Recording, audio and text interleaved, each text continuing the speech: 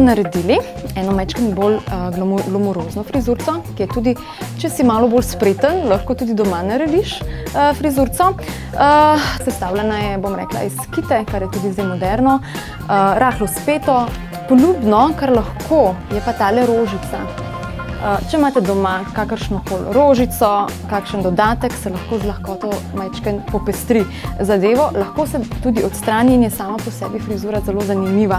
Naredi se pa, da se ta vrhnji del rahlo potopira, naredimo čop v samem sredini in potem tale vrhnji del, ker smo potopirali, ga lepo uvijemo okoli tega, bom rekla, okoli elastike.